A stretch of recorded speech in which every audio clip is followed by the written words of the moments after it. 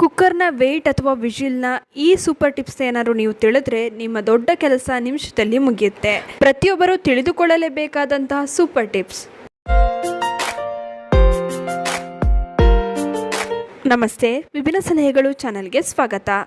ನಮ್ಮೆಲ್ಲರ ಮನೆಯಲ್ಲೂ ಕುಕ್ಕರ್ ಅಂತೂ ಇದ್ದೇ ಇರುತ್ತೆ. ಕುಕ್ಕರಲ್ಲಿ ಸ್ವಲ್ಪ ನೀರು ಹೊರಗಡೆ ಬಂದರೂ ಸಾಕು, ಅಥವಾ ವಿಜಿಲ್ ಸರಿಯಾಗಿ ಬಂದಿಲ್ಲ ಅಂತಂದರೆ ನಾವೆಲ್ಲ ಏನು ಮಾಡ್ತೀವಿ, ಕುಕ್ಕರ್ನ ಗ್ಯಾಸ್ಕೆಟ್ ಸರಿ ಇಲ್ಲ ಅಂತ ಹೇಳಿಬಿಟ್ಟು ಕುಕ್ಕರ್ನ ಗ್ಯಾಸ್ಕೆಟ್ನ ಚೇಂಜ್ ಮಾಡ್ತೀವಿ. ಕುಕ್ಕರ್ನ ಗ್ಯಾಸ್ಕೆಟನ್ನು ಕೂಡ ಬದಲಾಯಿಸೋದು ಬಹಳನೇ ಮುಖ್ಯ. ಒಂದು ವೇಳೆ ಪ್ರಾಬ್ಲಮ್ ಕುಕ್ಕರ್ನ ಗ್ಯಾಸ್ಕೆಟ್ನಿಂದನೇ ಆಗ್ತಾ ಇದೆ ಅಂದರೆ ಪರವಾಗಿಲ್ಲ. ಆದರೆ ನಾವೆಲ್ಲರೂ ಕುಕ್ಕರ್ನ ವಿಜಿಲ್ ಅಥವಾ ವೆಯ್ಟ್ ಬಗ್ಗೆ ತುಂಬಾ ನಿರ್ಲಕ್ಷ್ಯ ವಹಿಸ್ತೀವಿ.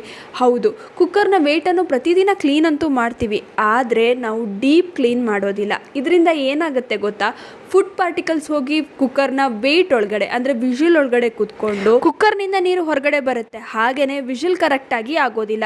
ಕುಕ್ಕರಲ್ಲಿ ವಿಜಿಲ್ಸ್ ಕರೆಕ್ಟಾಗಿ ಆಗಿಲ್ಲ ಅಂತಂದರೆ ಏನಾಗುತ್ತೆ ಗೊತ್ತಾ, ಕುಕ್ಕರ್ನಲ್ಲಿ ನಾವು ಏನೇ ಬೇಯಿಸಿದ್ರೂ ಕೂಡ ಸೀದೋಗುವಂಥ ಚಾನ್ಸಸ್ ಇರುತ್ತೆ. ಬರೀ ಇಷ್ಟೇ ಅಲ್ಲ, ದೊಡ್ಡ ಅವಘಡಗಳಾಗಬಹುದು. ಹಾಗಿದ್ರೆ ಹೇಗೆ ಕುಕ್ಕರ್ನ ವಿಜಿಲ್ ಅಥವಾ ವೆಯ್ಟನ್ನು ಡೀಪ್ ಕ್ಲೀನ್ ಮಾಡೋದು ಅಂತ ನೋಡ್ಕೊಂಬರೋಣ ಬನ್ನಿ. ನೋಡಿ, ಪ್ರತಿದಿನ ನಾವಂತೂ ಕುಕ್ಕರ್ನ ವಿಜಿಲ್ಗಳನ್ನು ಕ್ಲೀನ್ ಮಾಡೇ ಮಾಡ್ತೀವಿ. ಆದರೆ ಪ್ರತಿದಿನ ಈ ರೀತಿ ಓಪನ್ ಮಾಡಿಬಿಟ್ಟು ಕ್ಲೀನ್ ಮಾಡೋದಕ್ಕಾಗತ್ತಾ? ಖಂಡಿತವಾಗಿಯೂ ಇದು ಸಾಧ್ಯ ಇಲ್ಲ. ಅದಕ್ಕೋಸ್ಕರ ವಾರದಲ್ಲಿ ಅಟ್ಲೀಸ್ಟ್ ಒಂದು ಬಾರಿ ಈ ರೀತಿ ನೀವು ಡೀಪ್ ಕ್ಲೀನ್ ಮಾಡಿಕೊಂಡ್ರೆ ವಿಜಿಲ್ಗಳನ್ನು ತುಂಬಾ ಒಳ್ಳೆಯದು. ಮೊದಲಿಗೆ ಏನು ಮಾಡಬೇಕು ಗೊತ್ತಾ, ಈ ರೀತಿ ಕ್ಯಾಪ್ ಇರುತ್ತಲ್ಲ ವಿಜಿಲ್ ಮೇಲೆ, ಅದನ್ನೆಲ್ಲ ನೀಟಾಗಿ ತೆಕ್ಕೊಂಬಿಡಿ. ನೋಡಿ ಎಷ್ಟು ಫುಡ್ ಪಾರ್ಟಿಕಲ್ಸ್ ಇರುತ್ತೆ ಅದರ ಮೇಲೆ ಅಂತ.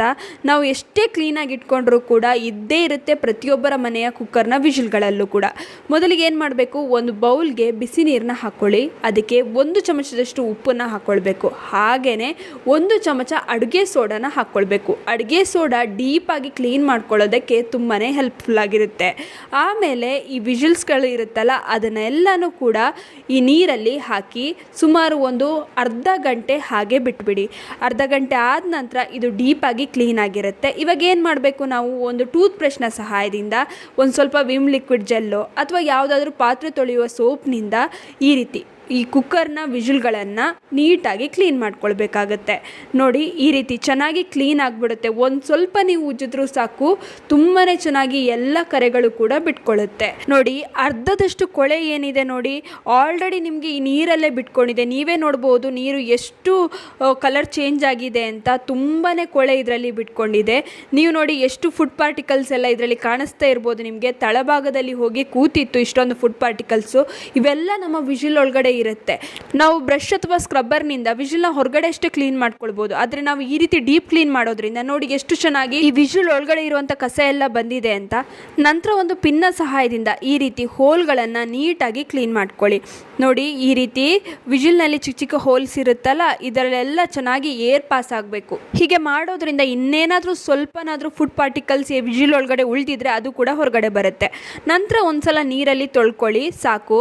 ಆಮೇಲೆ ಒಂದ್ಸಲ ಚೆಕ್ ಮಾಡ್ಕೊಳ್ಳಿ. ನೋಡಿ, ಈ ರೀತಿ ವಿಜಿಲ್ನ ಒಳಗಡೆ ನೀರು ಹಾಕಿ ವಿಜಿಲ್ನ ಕೆಳಗಡೆ ಹೋಲ್ ಕೊಟ್ಟಿರ್ತಾರಲ್ಲ, ಅಲ್ಲಿಂದ ನೀರು ಪಾಸ್ ಆಗಬೇಕು. ಈ ರೀತಿ ಆಯಿತು ಅಂತಂದರೆ ವಿಜಿಲ್ ಚೆನ್ನಾಗಿ ಕ್ಲೀನ್ ಆಗಿದೆ ಅಂತ ಅರ್ಥ. ನೋಡಿ, ಇಷ್ಟು ಮಾಡಿದ್ರೆ ಸಾಕು. ವಿಜಿಲ್ ಅಥವಾ ವೆಯ್ಟ್ ತುಂಬಾ ಚೆನ್ನಾಗಿ ಕ್ಲೀನ್ ಆಯಿತು. ನೋಡಿ, ಒಳಗಡೆನೂ ಕೂಡ ನೀವು ನೋಡ್ಬೋದು ಎಷ್ಟು ಚೆನ್ನಾಗಿ ಕ್ಲೀನ್ ಆಗಿದೆ ಅಂತ. ಈ ರೀತಿ ಮಾಡೋದ್ರಿಂದ ಕುಕ್ಕರ್ನಿಂದ ನೀರು ಪದೇ ಪದೇ ಹೊರಗಡೆ ಬರೋದಿಲ್ಲ. ಕುಕ್ಕರ್ನಿಂದ ಯಾವುದೇ ರೀತಿಯ ಅವಘಡ ಆಗೋದಿಲ್ಲ. ಕುಕ್ಕರ್ ಕೂಡ ಬಹಳ ದಿನದವರೆಗೆ ಬಾಳಿಕೆ ಬರುತ್ತೆ. ಅಷ್ಟೇ ಅಲ್ಲ, ಕುಕ್ಕರ್ನಲ್ಲಿ ಏನೇ ಇಟ್ಟರೂ ಕೂಡ ತಳ ಸೀದೋದಿಲ್ಲ. ವಾರದಲ್ಲಿ ಒಂದು ಬಾರಿಯಾದರೂ ಈ ರೀತಿ ಕುಕ್ಕರ್ನ ವಿಜಿಲ್ಗಳನ್ನು ಅಥವಾ ವೆಯ್ಟ್ಗಳನ್ನು ಡೀಪ್ ಕ್ಲೀನ್ ಮಾಡ್ಕೊಳ್ಳಿ. ಇನ್ನು ಈ ವಿಡಿಯೋ ಇಷ್ಟವಾಗಿದ್ದರೆ ಲೈಕ್ ಮಾಡಿ, ಶೇರ್ ಮಾಡಿ. ನಿಮ್ಮ ಅನಿಸಿಕೆ ಅಭಿಪ್ರಾಯಗಳನ್ನು ಕಮೆಂಟ್ ಸೆಕ್ಷನಲ್ಲಿ ತಿಳಿಸಿ. ನೀವಿನ್ನು ವಿಭಿನ್ನ ಸಲಹೆಗಳು ಚಾನಲನ್ನು ಸಬ್ಸ್ಕ್ರೈಬ್ ಮಾಡ್ಕೊಂಡಿಲ್ಲ ಅಂದರೆ ದಯವಿಟ್ಟು ನಮ್ಮ ಚಾನಲನ್ನು ಸಬ್ಸ್ಕ್ರೈಬ್ ಮಾಡ್ಕೊಳ್ಳಿ. ಹಾಗೆ ಪಕ್ಕದಲ್ಲೇ ಇರುವ ಬೆಲ್ ಬಟನನ್ನು ಕ್ಲಿಕ್ ಮಾಡಿ. ಧನ್ಯವಾದಗಳು.